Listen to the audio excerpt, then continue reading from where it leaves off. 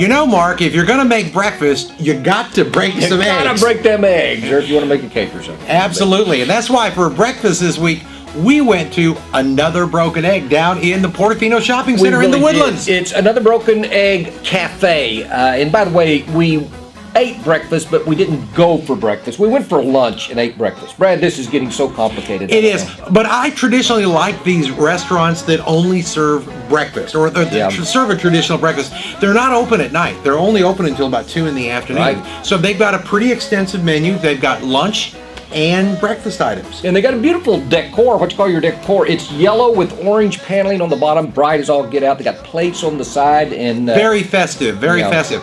And since it's in the Woodlands and the Portofino Shopping Center, you know, it's kind of a high rent district. I would expect it to be pretty snazzy. Yeah. And it is. It is, and it's pretty pricey, and I expected that too. A little pricier than I expected it to be. Yeah.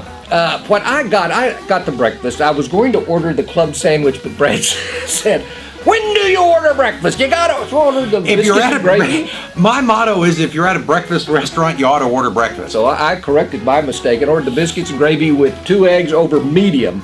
And Brad, one thing I need to say, it was delicious, by the way. The gravy had big old chunks of sausage in it, but it was supposed to come with a sausage patty that I didn't even notice till into the meal, and I didn't say anything. Truth in menus is not always the case.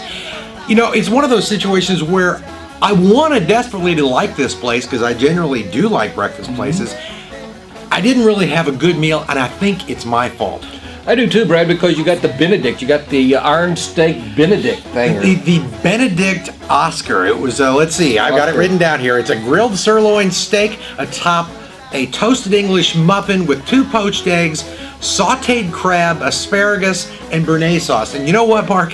That's too much. That's too much, Brad. And what I don't get, you know, when you order the Benedict, it's what, hollandaise sauce? It's like melted mayonnaise. That's not good with stuff, Brad. Well, it's good on some things, but I think in this instance, all those flavors combined, not that good. Well, you know, I gave Bradford one of my biscuits with gravy, and then he gave me a part of his Benedict, and I took one bite and said, man, that sauce is killer. Yeah, no, normally I like it. I just don't think in this particular instance, at this particular time, it didn't really go together all that well. Too many conflicting flavors and textures. Yeah, the moon and Saturn were in a whole... You know, if you're going to go with breakfast, you got to go with what you go with. By the way, Bradford, they have the best mugs, coffee mugs, and the great coffee also. And you'd think they'd just say, hey, take one home with you. And that's what Brad was going to do. I was going to steal it. He had no pocket, but I bought this mug for $20 because it's... $20? Yeah, it's expensive, but Bradford, it's handmade. It's got the perfect handle. The lip is thick. It looks like it came from the Renaissance Festival. I've got a wine goblet that looks a lot like that. But it's the right size and all. I really like it. I recommend the mugs. They come in red, yellow, and kill a fellow, and blue. Well, really good.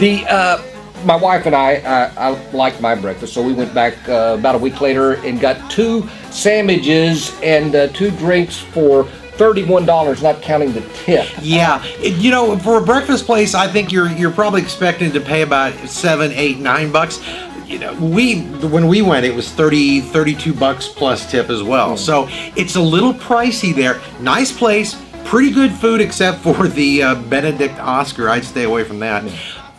But you're going to spend a few extra dollars. Now, after saying the sandwiches were expensive, they were very good. Don't get me wrong. You want a great sandwich, they're good. But, he plans on going back soon, so don't take this against him.